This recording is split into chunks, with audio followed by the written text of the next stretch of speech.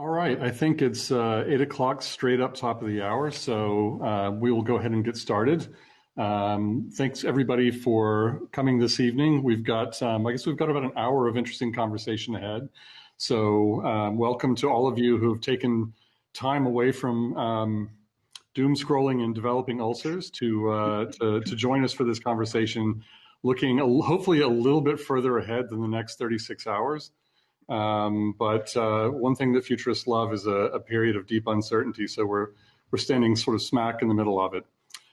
So this is a sort of an impromptu session called What Now, which you could also think, what now? Which is basically like every time you refresh your Twitter feed is what's coming up. But we're taking an opportunity to have a little conversation about the future of democracy, governance, what's going on in America, and where that we may be headed in the next, hopefully, a few decades.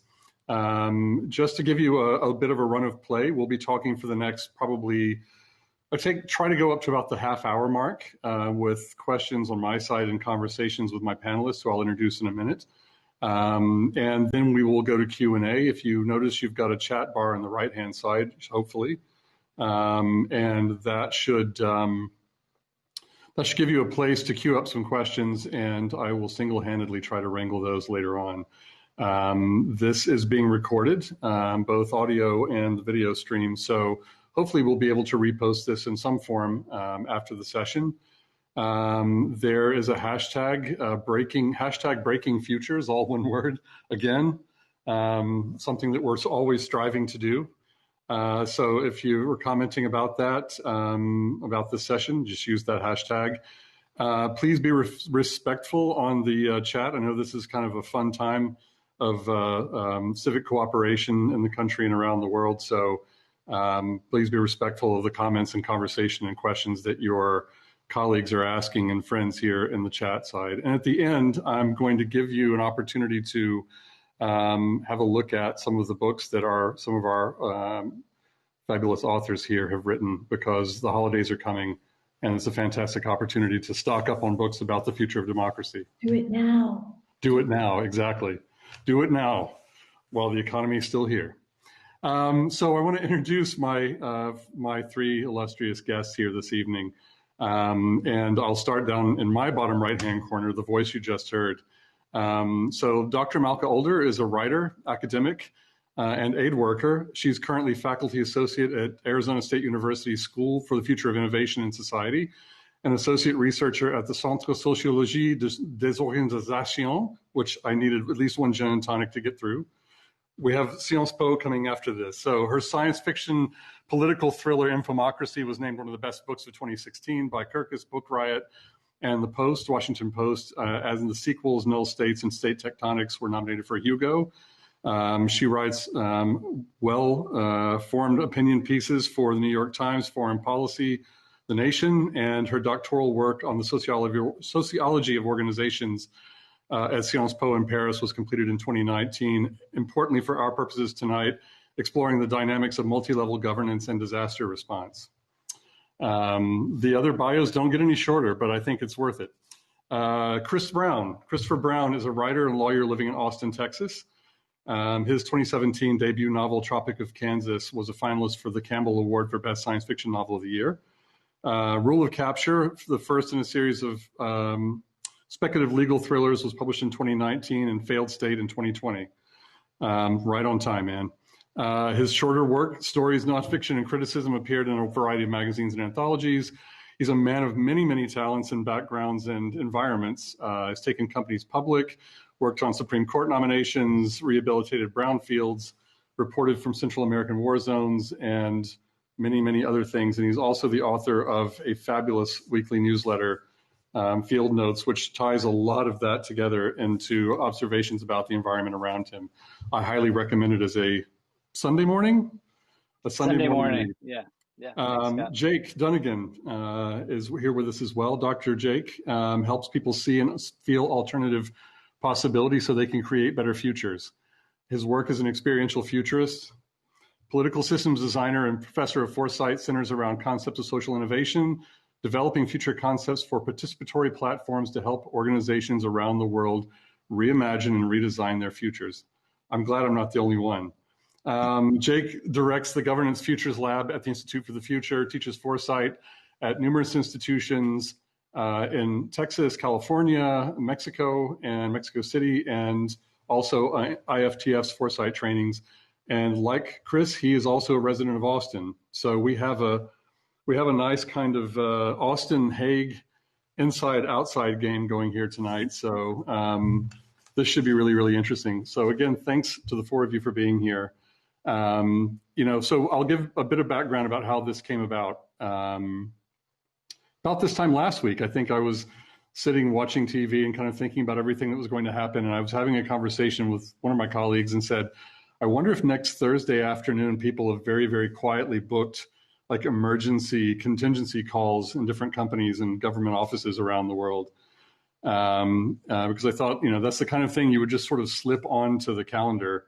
And then I thought, why don't we do that? And who would I invite to the emergency contingency call next Thursday post-election?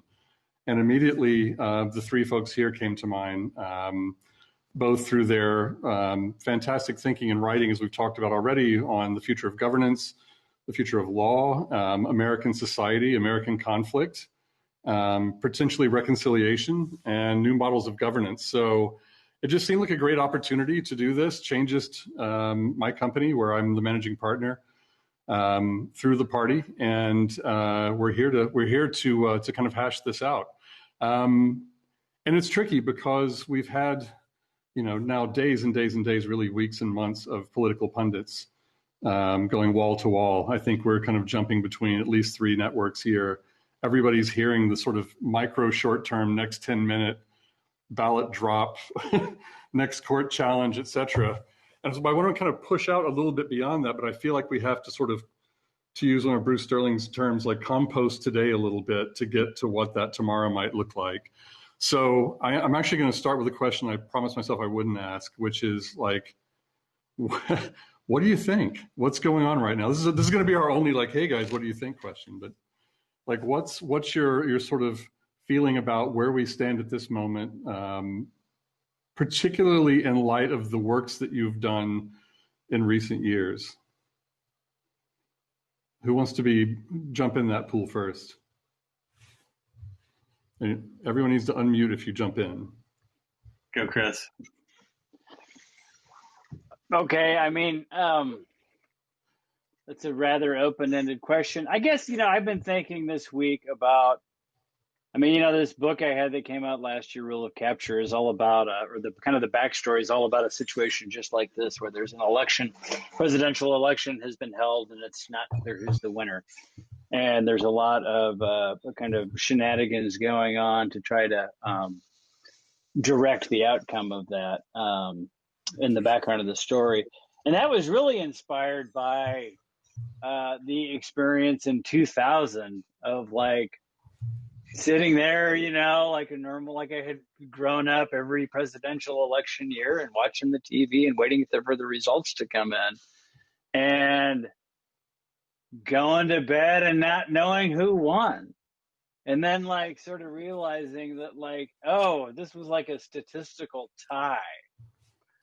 And it really like was like a kind of a rude awakening for me as a, sort of naive, public service oriented, all American, dork to think like, oh, this is like, and then you started to see the whole like mess of the electoral system. At the time, I was working as a young lawyer at a law firm, one of the named partners of which was former Secretary Baker, who ended up, then I had all these colleagues who were kind of on both sides of the aisle, were flying off to Florida to go like, point at the hanging chads. And so I think the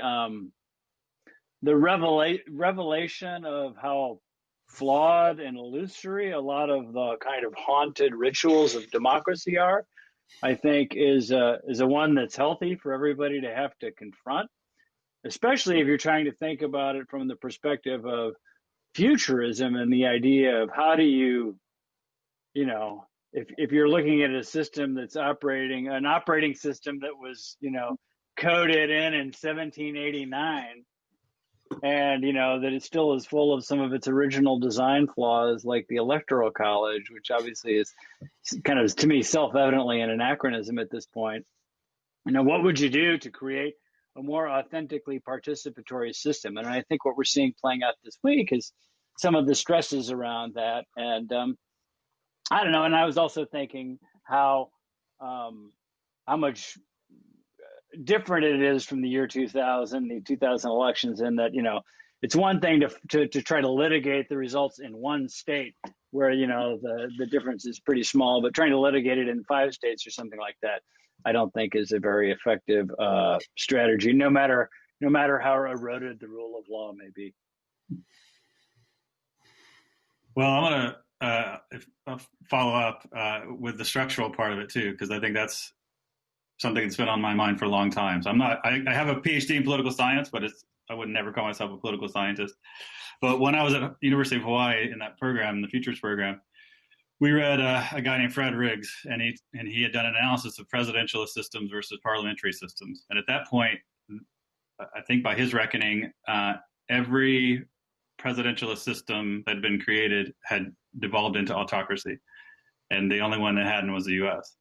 And his argument was because of our norms, and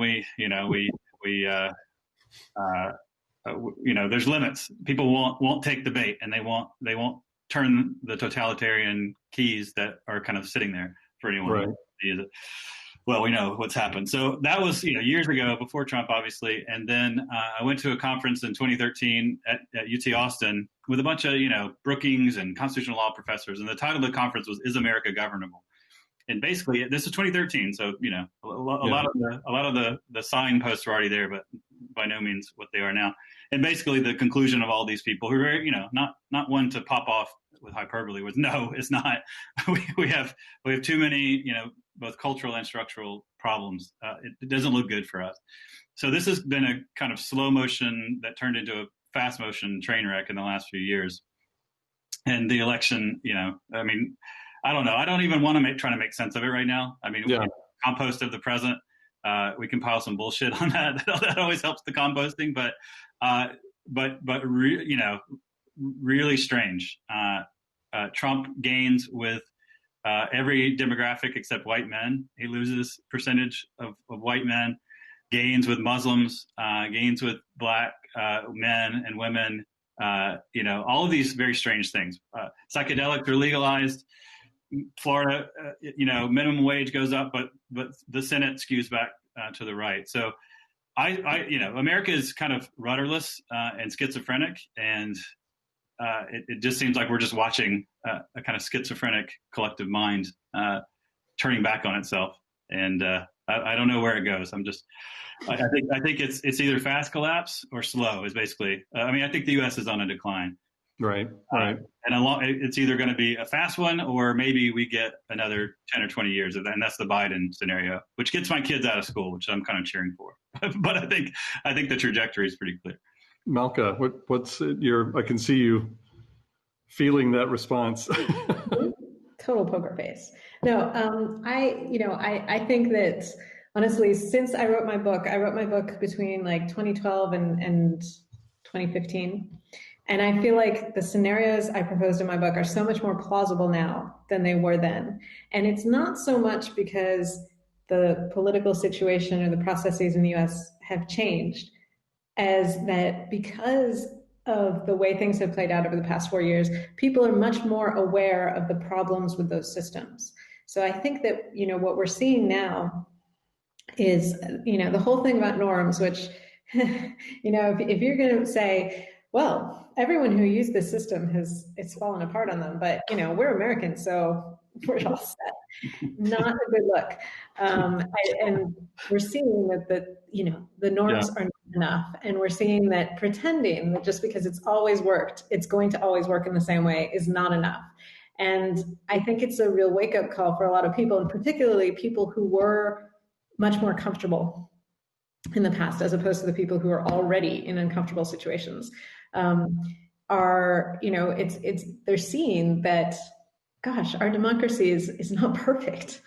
Gee, it's not actually finished. We haven't done the work that needs to be done to continue that old operating system, as Christopher said, and update it for right now, and also I think really push to see how we can develop a better system. And I think people are starting to catch on to that more. I think there is still a risk, particularly in the way media frames things, as not just status quo, but I think there's a big incentive on the media side for everyone to pretend that they know what's going on, and that this is a game that everybody knows the rules of, and that they're the ones who are kind of the umps and they're going to manage everything, and it's fine. And it's not fine. The rules are ridiculous, and it's something that we can change. So I'm hoping that we're in a moment where we can collectively and intentionally think about what we can do to make democracy better. Obviously, we're seeing that a large percentage of the country is not so interested in making democracy better, at least when better means more participatory, transparent, and accountable. So, that's something to struggle with. But I do hope that if we keep talking about democracy and why that is important, that we can maybe push a little bit against that.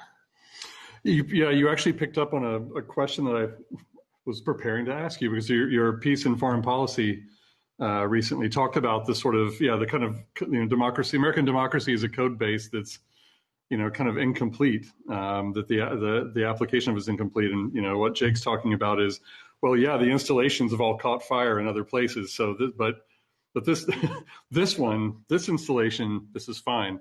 And I'm curious to kind of get into, and maybe this is kind of for later questions, what does the upgrade look like? What does the better configuration of that look like? And I think there are, each of you sort of deals with different layers or interconnected layers of that, from governance systems and kind of what democracy looks like, to the sort of the legal dynamics that sit underneath that.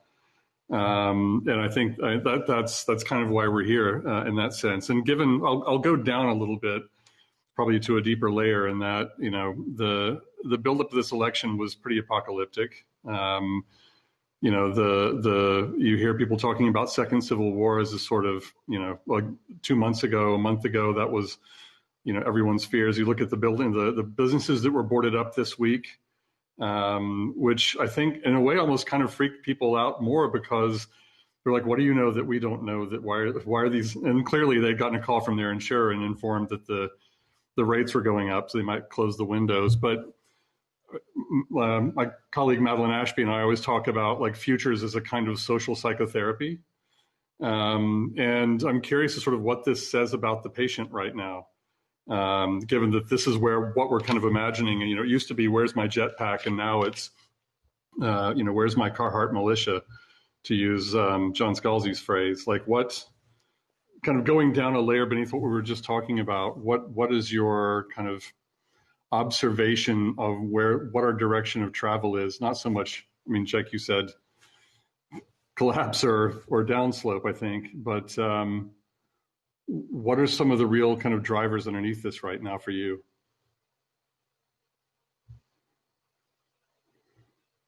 Actually, I'll go back to Malka first, and then we'll work our way around. Sure. I think part of what I was saying earlier is, if we think about those other instances where they caught fire, and we think about what was happening in the US up till, the past 4 years, let's say, it wasn't that it had caught fire, but it had very much been appropriated. We had a lot of signals that we were not living in a democracy before the past 4 years, right? And I don't want by any means to minimize the damage that has been done over the past 4 years across so many sectors, against people, against the environment, and so on. But I do think that we need to see and take advantage of the fact that, in this massive and open kleptocracy form, it's been more identifiable for people, and people have been able to see that this is happening, as opposed to a kind of, oh, everything's fine, the rich are looting it very quietly. The elites have figured out how to make the existing system work for themselves, and that's why it's not changing. That is a shift that can potentially have positive effects, potentially, but not, that's not absolutely necessarily going to happen. Right. But it does bring, it does bring uncertainty. It does bring this prospect of violence that you mentioned, because it is so clear and so unashamed that, it feels like something on that edge. Anybody else have a thought? I just wonder what do any of you know what the story is for humanity, right? I mean, it was sort of Marxist power to the people and the workers, or dominion of God on earth or whatever. I don't feel a purpose or a story that's driving us, and I think that's why we're sort of turning inward and looking for conspiracies. And there's no reach for the stars, or I don't know what it is. I feel like that sort of civilizational rudderlessness, maybe environmental protection or something, but there's nothing. Yeah. I think we're at a story deficit in a way, or mythology deficit, and we're just grasping at anything, or going back to strongman kind of politics or whatever we got that's around us, because I don't feel much of a pull toward the future. I feel just a suit of strange past things that we're trying to make sense of. Yeah, your primer. Sorry, I was just going to throw in your primer talk of the summer. You talked about kind of anticipatory grievance in the sense that sort of the U.S. is based in to your description was the U.S. is sort of effectively like the Walking Dead right now, and what does the afterlife look like? Is it that we're still kind of just carrying on? And I say we. I mean, we're two of us are outside the country at the moment, but it's I think we're still kind of connected to that experience, whatever that is. And I think this is beyond the U.S. I mean, I think what we're talking about, the U.S. is a very high-profile patient or symptom of what's going on, but I would say this is a civilizational, global kind of situation that we're in. Right.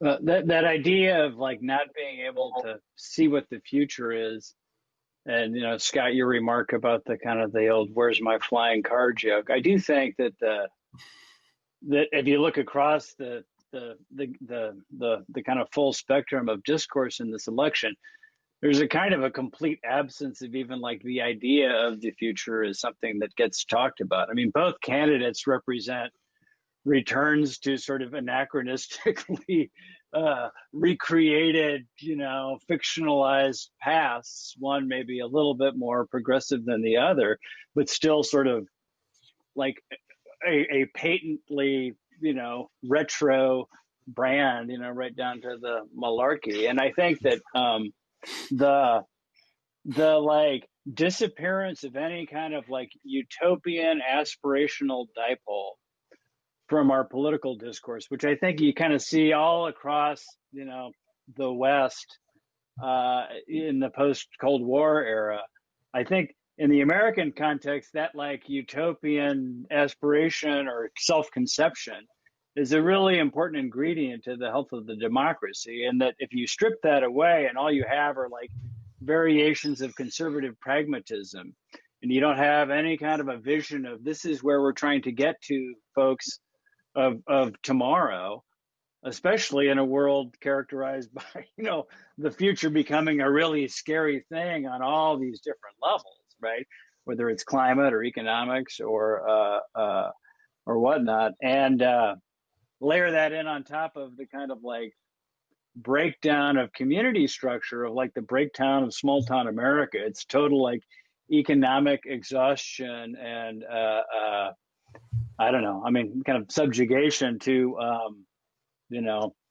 what's left like robots and meth labs if you drive around the area in southern Iowa where my folks live.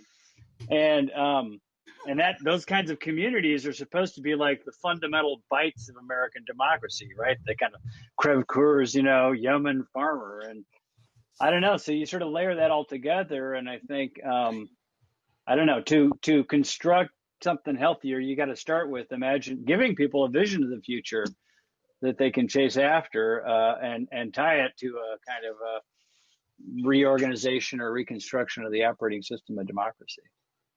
And it's, yeah, I mean, that seems to be, we're kind of waiting, I don't know how many people actually know that, does the patient know that it's kind of wandering along, with its hospital gown half open. And I mean, truly, that's kind of what we're watching on TV right now.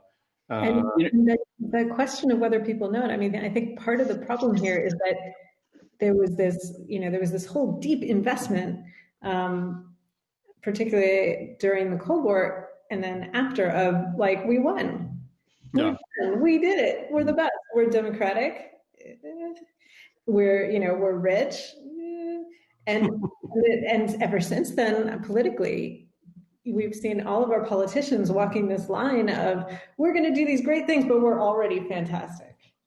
Yeah.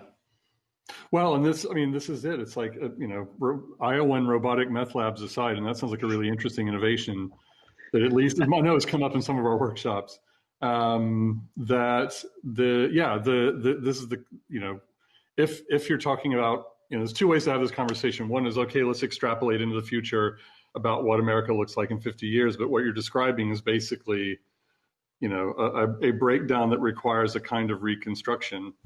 And you don't seem to hear a lot of conversation outside of certain circles about what that reconstruction looks like. And I mean that with a sort of small r. But we didn't do it very well the first time, right? So there's still that reconstruction to take care of as well. Well, Jake made a great comment about maybe it can be tied around like green ideas, and that really resonates with me, because those kinds of that really gets to the root of most of the problems in a way. Yeah. But the something that I think we don't talk about enough is what an extra constitutional and profoundly limiting impediment the two-party system is to the flourishing of any kind of political diversity, to the possibility of like really new ideas and what the future looks like coming on the scene. You got this kind of like locked down, hedgerow version of what's permissible, and I think that until we can kind of break that open, it's going to be really hard to get anywhere. So let's go ahead. The biggest sign for me on that, everyone, criticized or whatever the Republican Party for saying that our platform is Trump, whatever he says. But if you remember from the debate, it didn't get a lot of attention, but Biden said, I am the Democratic Party. I mean, I think we're at the sort of pinnacle of no ideas. And okay, we've got a figurehead or an identity or something. It's just, we're walking around empty, and that magnetic thing that we're working for or building for is gone. And so, the opium of the masses is opium. I mean, I think that's why we're seeing people, what do we do, right? I mean, we'll just drug ourselves out because, I don't know, I'm just trying to get by. And weed, I think. Burger King. Results, actually. Sorry? I said weed based on the election results, because it looks like marijuana is legal pretty much everywhere now. Show me a futurist that had legal drugs and a fascist government at the same time. I mean, maybe there was something out there, but these are very strange combinations of things that we're seeing. But I think that the fact that it's that there's no incentive for these parties to put forward serious policies, because people are voting based on party. And people are voting based on party because for decades and decades, that's been the easiest way to do it. And nothing you can do to change that, right? You could ignore, you could be pro-pandemic. Apparently, there's nothing that these individuals can do to change it. We could do a lot to change it process-wise, but that requires the people in power changing the process. And that's the tricky part that we're facing now. Although we're seeing it little by little at the state level, I think. Right. I mean, given that, then there needs to be some kind of inflection point, which we may be coming up to, where it may be 5 more years out. It's hard to really tell right now whether the intervention is going to happen and the patient's going to kind of recognize it. There's something in the middle before that turn to something else, which a couple of you I think have written about or talked about, and that's the sort of idea that's been circulating around truth and reconciliation, a concept I think that we hear about initially in places like South Africa and, those other places that need help with their governance and need some kind of coming together. But what are the real possibilities for something like that, given the kind of ink blot picture we've just seen of the electorate? Well, I mean, the post 9/11 record would indicate that our capacity for truth and reconciliation is pretty abysmal. I mean, and I mean, to me at least, I mean, the idea that you can have, entire classes of professionals who facilitate the failure of the rule of law in order to commit what essentially are, gross violations of human rights, and you have a complete change in government, at least in terms of party. And, there's no like, oh, we can't go look at any of that, because that might upset our spies or whatever. And I don't know. I think we're going to have a lot more crisis before anything like that is really likely. Well, I mean, we're sitting, I wrote this also, Twitter-sized idea, didn't develop it any further, but we're going to have gridlock. We're probably going to have a Republican Senate, or basically a conservative court and a Democratic president, very likely. There's nothing, we already have no ideas, and there's no government, there's no things that can happen. I mean, Biden can do some executive orders and get rid of some of the worst Trump retrograde stuff, but I say we just do nothing. We just talk. Maybe it's a truth and reconciliation process or whatever. Nothing's going to happen anyway. So why don't we, there's nothing pulling us to the future. So sitting around and chatting while we whittle a stick or something and talk to each other and just sort of figure out, do a kind of collective self-assessment. We got time. I think we got a couple of years probably to do that. So anyway, that's my fantasy short-term vision as we all do nothing. Stick whittling. Talk to each other. A bipartisan commission to do nothing, perhaps. Yeah, that's right. The Department of Do Nothing and chat with some lemonade. Well, I mean, so this comes around to I guess the work that we all collectively do in slightly different ways. Two of us probably more directly in an applied sense, Jake, you and I, and kind of working in futures and experiential futures as a kind of tool of policy development. Malka, you're working at this from a different angle. Chris, you've been observing and sort of describing the dynamics of all of this.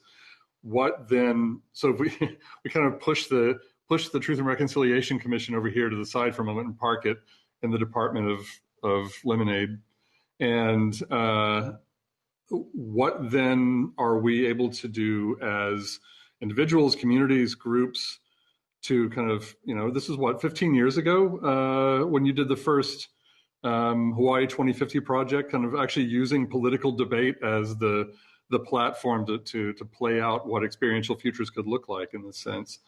How do we dig in? What tools do we have in the sort of tool set that we work with, and probably a lot of the people who are on this session right now to make that pivot happen, or to sort of start laying some other kind of track? Local government. We're seeing that there's movement at the local level. We're seeing local governments less and less willing to take the comemiradería from the federal government. We're seeing that local activists, they're realizing that that's the place that they can make a difference. And beyond that, we're also seeing that local government officials, small and large, are banding together. So you have, groups of mayors, groups of small town mayors, groups of large city mayors who are doing things about climate change now, who are doing things about the way democracy happens in their jurisdictions now, a little bit at the state level too. That's if the federal government nothing is happening and nothing is able to happen, we're going to see more and more happening at those local and meso levels. And, maybe that means either a sort of a de facto kind of autonomy secession thing. Maybe it means actual secession. Maybe it doesn't. Maybe it just means that, there's a real shift in power and the federal government just gets less and less meaningful in a substantive way, even if people still freak out over the celebrity of the most powerful person in the world. But, I think that there is a lot of room for movement. Yeah, I agree. I've been working with the U.S. Conference of Mayors for the last couple of years, and it got me out of the fetal position in about the permanent fetal position I was in from about 2017. go look at Michael's Hubs in Stockton and look at the Mayor's Consortium for a Basic Income. There's about 30 mayors on that. Mayors are signing on, they're staying on, like de Blasio, not a fan, but staying on with the Paris agreement, right? So there's a vacuum. We have no ideas at the maybe at the national, maybe global level, but there's so much stuff going on at the local city mayoral level. Mm-hmm. And that's a huge dynamic and a hope for the future. I mean, a constellation of global city leaders working together is as best I can come up with the next thing that happens in governance that's transformative. Is that, I mean, in some ways you could look at that and just say, well, it's only just trying to kind of, use local open source to kind of boot the system back up and keep it running for as long as you can versus, does anything transformative come out of that, or is it just simply keep the system alive in parts? Quickly, I think it'd be radically different, right? I mean, I think it would be global. I think the kind of representation that would happen, I don't know what, a constellation of cities looks like as far as decision making. I mean, there was a guy named Bruce Tahn who wrote a great article about 25 years ago called non-spatial governance, mm-hmm. talking about how we might have layers of governance. So there, you might be part of a tribe that follows these rules, but you live totally somewhere else. And yes, your garbage, we have to agree in my neighborhood how to pick up the garbage. But as far as, the kind of clothes I wear, or the kind of sex I have, or the kind of drugs I take, or whatever, right? All of that could be sort of non-spatial or non-local. Right. Like we've worked on projects around temporary dynamic citizenship. If you can get a burner SIM at the corner, why can't you get a burner citizenship that's going to cover certain needs? Malka, Infomocracy. You talk about for a minute, it's kind of how those ideas are in Infomocracy and other work that you do. This idea of kind of non-spatial governance. Yeah, I mean, Infomocracy is taking that idea and kind of running with it into the future, but it's, we really don't need to have spatial governance, and we have a lot of examples in the world now where we don't.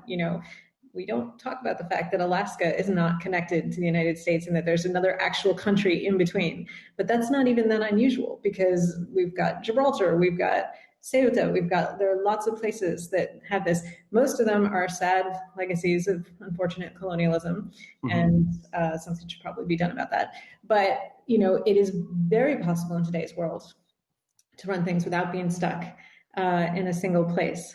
And I think, in my book, I work with the idea of these jurisdictions that are made up of 100,000 people. And even, when I wrote it, it was a kind of idea of a stepping stone from getting completely detached from territoriality. Yeah, Estonia is another good example. And, today a lot of people feel different overlapping allegiances of different levels. And certainly, actually, if we look at one of the most important actors in the current geopolitical system, if we look at multinational corporations, mm-hmm. what do they do but pick and choose and take and overlap and figure out how to use different nationalities to their own greatest benefit? If we treated people the same way, we'd have a very different prospect. But there is so much that we could do just by taking that out. And if we compare that to the situation we're in with the Electoral College, it just shows how much we could be doing differently and better.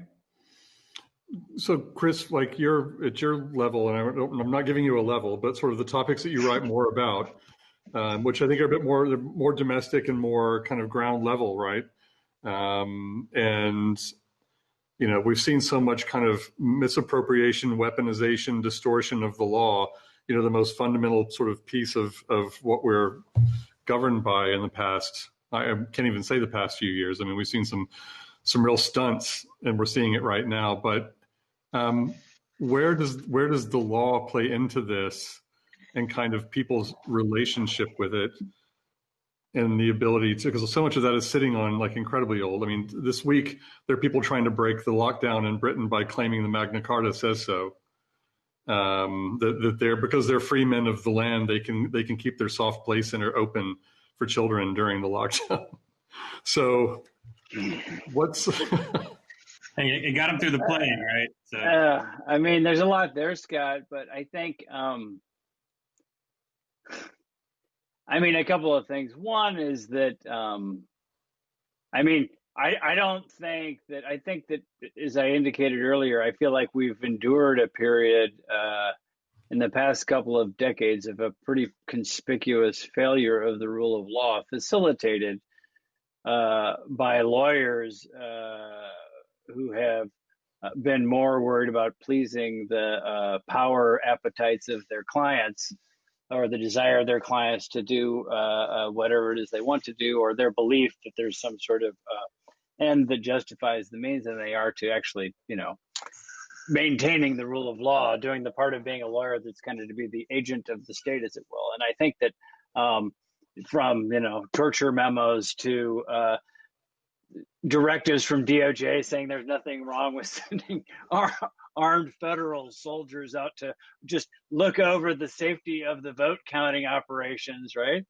I don't think that until that can be corrected, that you're going to have a kind of restoration of the health of the rule of law. But I'm sort of holding out hope that this current process will yield some of that, and that maybe there's a possibility that, the independence that comes from life tenure in the federal judicial system and the federal constitutional system will produce some, to many people, politically surprising results in the litigation that this election seems to be generating.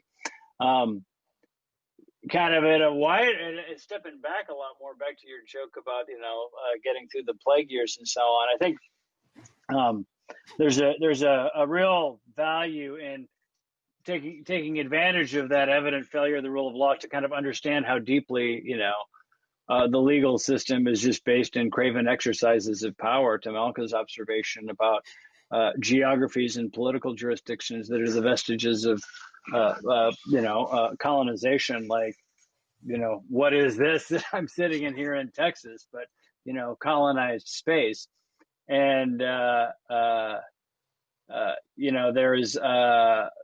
there's an emergent sort of movement here, like in Austin, right around the corner from me right now. There's a street art that was put up a few days ago, right before the election, by East Austin Maoists, who were like, people who are adopting, the kind of idea of Maoism as the Marxist theory of peasant revolution, to urge people not to participate in the elections, but instead to start a revolution. That's kind of right there by the bus stop.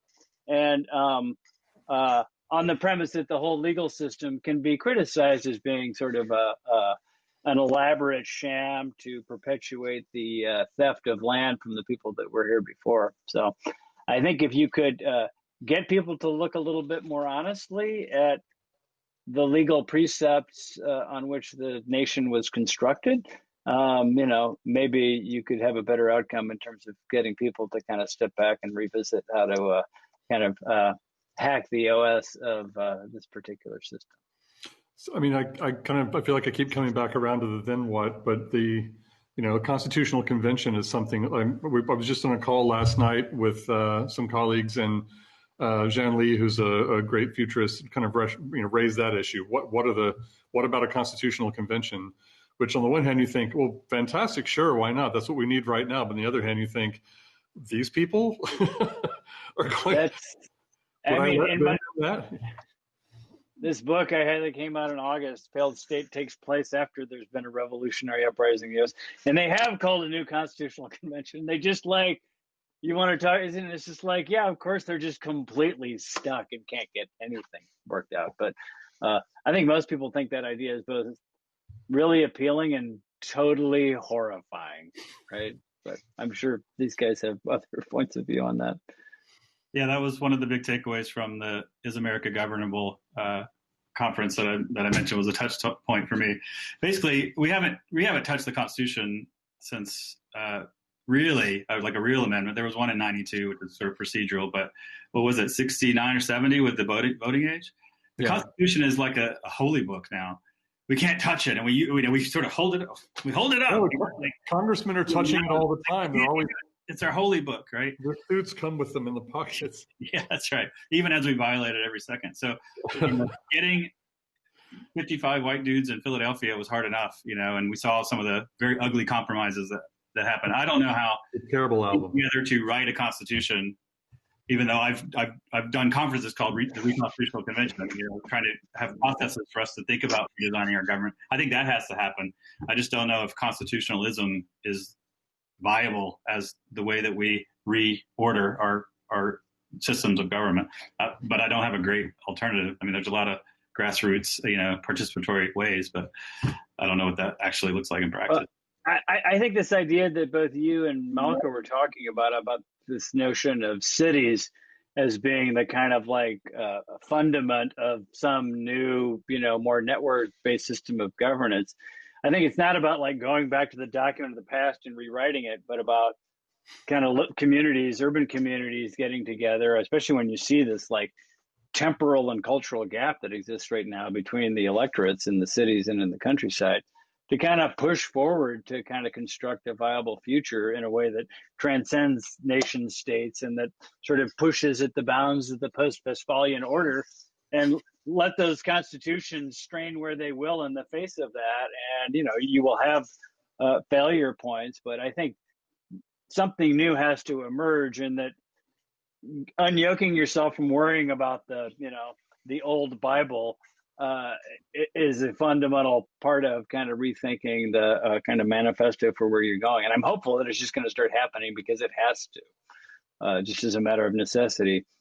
I spend most of my time in activism, having started out working in government, working on the Senate Judiciary Committee when Joe Biden was chairman and all that stuff. I spend most of my time just working on local urban ecology fights, a lot of which are just like zoning fights. And it's like much more profoundly rewarding than, participating in kind of, Twitter fights about national politics. And I think the tools there, even though they're sort of protean and rudimentary, things like development codes and zoning rules and, housing and transportation issues, they actually are like really important ingredients to what we need to attend to build a livable future. And I think there's a lot there. You're the Maoist in Austin, aren't you, Chris? No, I wish I put that on the wall. Yeah. I walked by that sign yesterday morning and I was like, maybe you're onto something.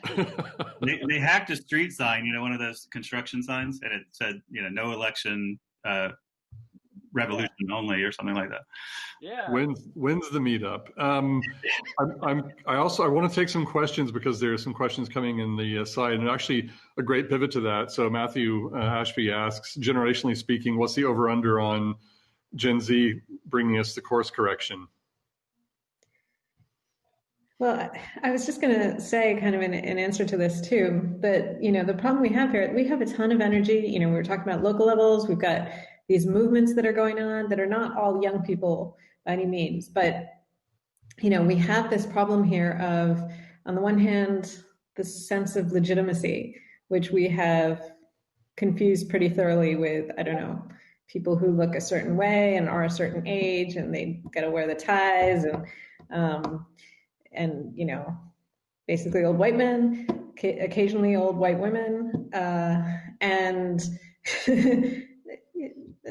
middle-aged is still fine. Sorry, Scott.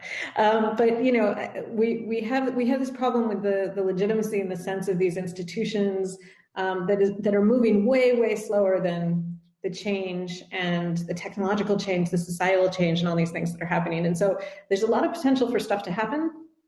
I think Gen Z has a lot of. They're doing amazing things right now. Yeah. But if they have to get into those, the majority of the legitimacy, the old institutions, and get themselves in there, that takes so long that at that point they're the old people, which may be fine because I don't know.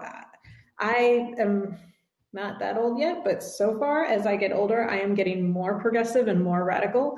I think my mom is more radical than she was when she was younger, and she was always pretty radical.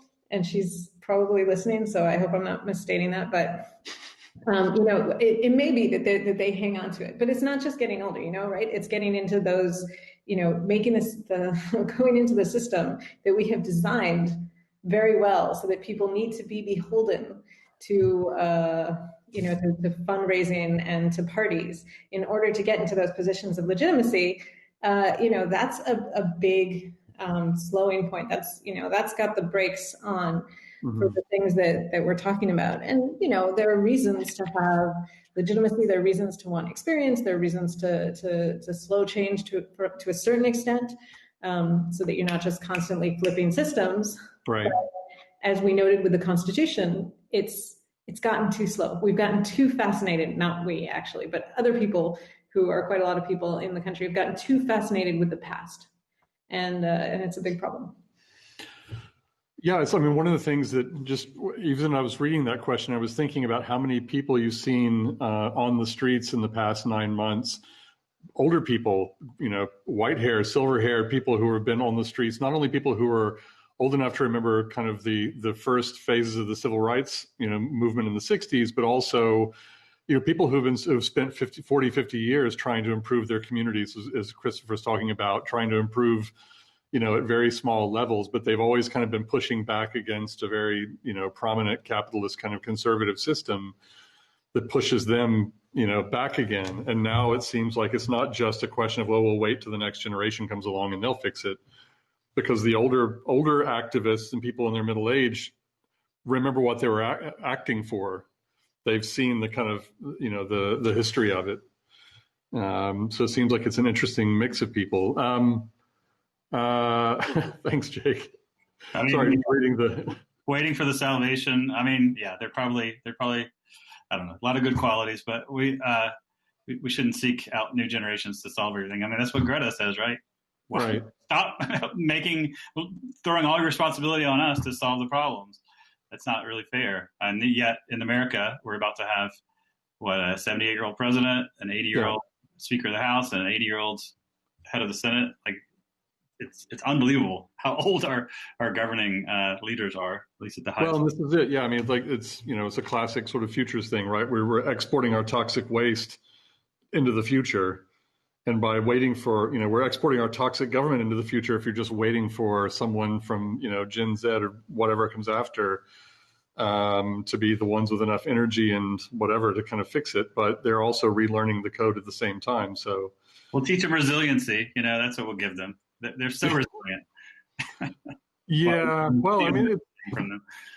we just did some work this week with a group of community social entrepreneurs starting community groups in the UK. And, here we are in the kind of depths of austerity after a decade or more, the lockdown, the pandemic kind of wiping things out. And yet this was a question someone asked me midweek in a conference was, what's happening at that level? And it's like the most active stuff is happening at that level. The community groups who have the most to lose and the most fragile resources are the ones who are multiplying furiously right now. It's part of the reason we wrote the book, How to Future, was sort of not just to kind of give corporations a manual, but secretly, not so secretly, or on the web, is to give, ones and twos, activists and small groups, the same access to the kind of building tools that, we've been training larger organizations to have for years, and that they come out with another product or another service with. Let's see, what other questions do we have? So one question, which country or region in the world is doing democracy, and it's in quotes, the best? You were talking about Estonia earlier. It has some benefits, some drawbacks. I really think that there's, I think we need to arrange our thinking on democracy and stop thinking about it as a single thing that we can get to and stop. And even stop thinking that there's, one ideal democracy that everyone's approaching from different sides or whatever. But, we're seeing a lot of really interesting innovation in different parts of the world. And some of it also, as we talked a little bit about, in local or especially local municipalities within the US as well as within other countries. And I don't think it's going to be, one country. I think we need to look at everything that's out there. As Mo said, I think in the comments that, there's actually a lot of stuff going on out there outside the US, and we should be taking and doing more studies on what the results are and figuring it out. That said, Taiwan looks pretty sweet right now. Good one. Yeah. Going back to the non-spatial, non-local governance, you could be a pro-democracy person one day living next to, theocratic Christian dominionist or something, right? I mean, we already are, I guess, but we try to think the same. I'm from North Atlanta, yeah. Yeah. So I mean I like the sort of teasing out of some sort of totalizing democracy, philosophy that's one size fits all or that has the same parameters and historical and cultural resonances. Yeah, I think getting a little bit more particular about what that means. There's a great book called Against Democracy. I mean, everything should be on the table. I'm very pro democracy, but does it lead to tribalism, and does it have the outcomes that we want? I think we need to at least allow ourselves to think about what else, or some rejuvenated, different kind of version of what we would traditionally call democracy in the last 300 years. But to do that, we also need to figure out what the goal is, and I don't think we're anywhere on that conversation. Whether globally, whether the United States, or whether even like the left or even the progressives. I think we really need to define what is it? Is it participation? Is it engagement? Is it representation for everybody? Is it that we is the end goal actually a government that gives us all a good life of some kind? Is it an equitable distribution? What is it? And that is because until we know that, it's very hard to decide if there is something better than democracy. And I agree, I'm very, very pro-democratic, and I talk about it quite a lot until we come up with something better, which, I mean, until then, democracy better. The political subjects, right? I mean, it wasn't always an individual, right? Do trees, do rivers, do machines, do lines of code, do artificial intelligence represented? Does, genetic genes, right? That I could wipe out. Do they have rights to exist, right? Species. So all of the political subject also is a critical part of democracy, and that to me that's a wide open space for innovation or experimentation as well. I tried to explore exactly that in this newest book. That's kind of about a Truth and Reconciliation Commission on behalf of the aggrieved non-human subjects of the American state, and I don't know. I think it really is an important kind of part of what the long future looks like for governance. But imagining the kind of blocking and tackling and nuts and bolts of how to get there is a challenging undertaking, to say the least. But there's a lot in American jurisprudence already about the idea of the rights or putative rights of non-human persons, and the idea that like an ecosystem or a river can have standing to sue. So I think there are a lot of promising developments on that front. 150 years of corporate personhood, right? We've been with it for a long time. If corporations can have rights, why not trees, right? They shouldn't have said the quiet part out loud in the 2012 election. I want to encourage anybody else who's got some questions to put them in the chat field, but that makes me think about an alternative to some of my final questions. Like, what does a community organizer look like in 2050? Totally open parameters. What does a community look like in? Not fair. She has a PhD, you can tell. That's how you play the game. I'm gonna go off the road here, Scott, and just go a totally different direction. So my only, like, the closest thing I have to a life philosophy is absurdism, and I kind of hate that Trump's dark absurdism has colonized that space. So I think community organizing looks like play and festival and sort of Dionysian revelry, and with a smuggling in some community goodness under that guise. So that's the best I can think of in 2050. That's a kind of, at least one that I would want to live in. We'll start it in Austin, Chris. I think I want the revolution to come from Austin, not from Mountain View. That sounds good to me. Well, Eleusinian Bacchanal, perhaps. Good. What does it look like for you, Chris? Community org. You say 2050? I mean, I think it looks a lot more like this kind of, you know, city-based globalized federalism that I was alluding to earlier. But I also think, you know, a missing ingredient in all of these discussions is about dealing with the abandoned heartland that I was kind of talking about at the outset. And I feel like we almost need like I don't know, it's sort of paternalistic.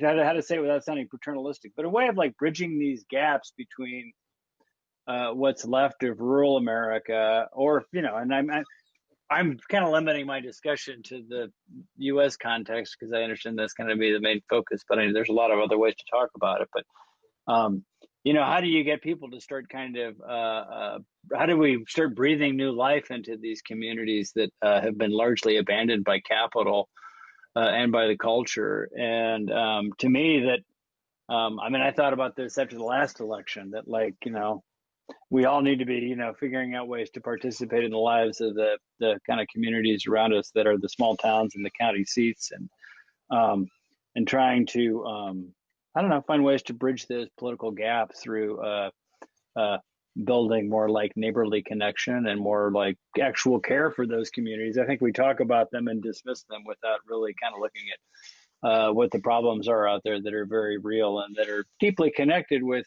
our problems in the way that, you know, the problems of the first city-states in the Fertile Crescent had to do with the environmental conditions around them as well, and the slavery of the people whose labor sustained those city-states. So, I think that's really interesting, and it's you know, I kind of want to kind of keep it at this level just because we're quite close to the end here. But you know, given where we started and sort of talking about how much was, you know, frankly, terminally broken and sort of on fire and smoldering. I think it's you know, these are some really useful and meaningful ways to kind of reframe, which is partly what I was hoping for in this conversation, was to be able to kind of use your skills of perception and reframing and zooming to kind of step out a little bit and get us away from the, you know, the sort of CNN breaking news graphic in Chiron.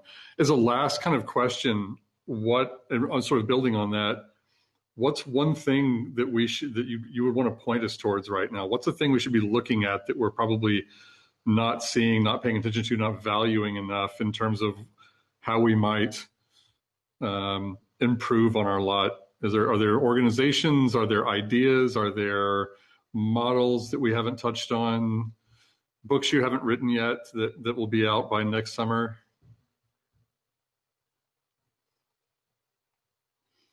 Give us a high note.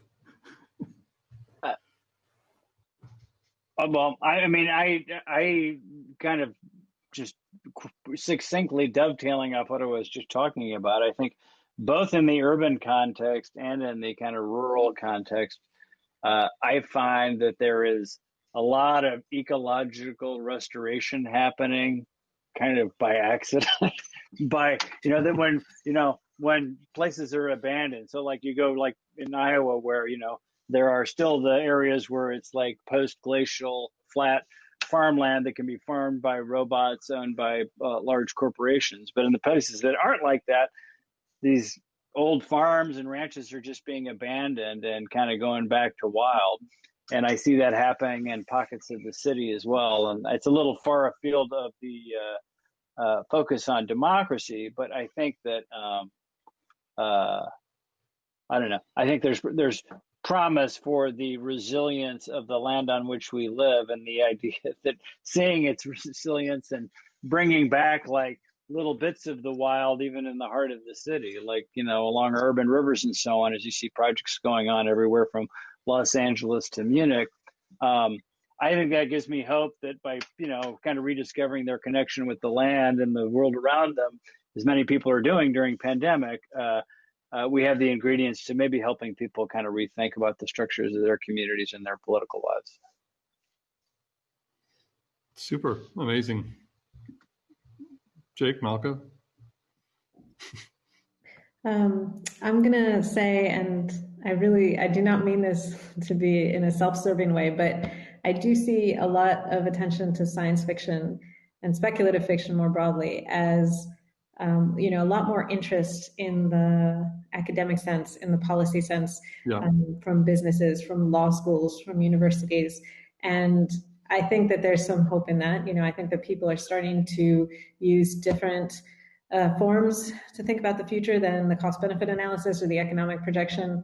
I think that people are starting to look more qualitatively and be a bit more interested in the imagination. And then the kind of subset of that is that, one thing that we've seen a lot of in science fiction and speculative fiction over the past, forever, but we've seen like a really big push in the past decade or two of more diversity. Mm-hmm.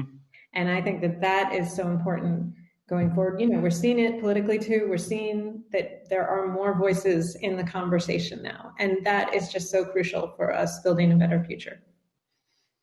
Fantastic. Yeah, I love that.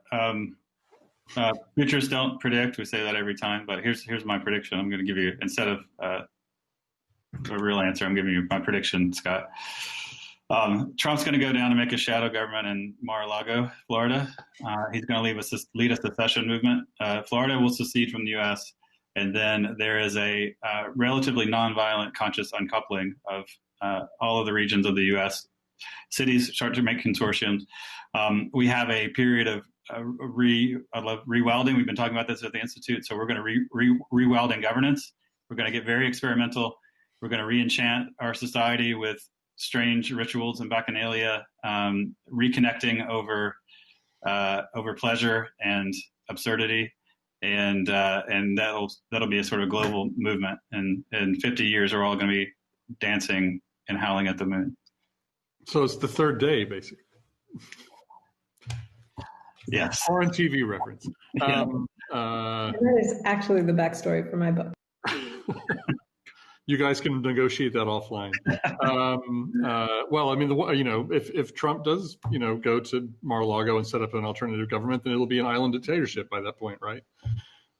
So he'll have his own little floating little atoll off the coast of the Bahamas. No one will complain. There will not be a political faction that will complain about Florida.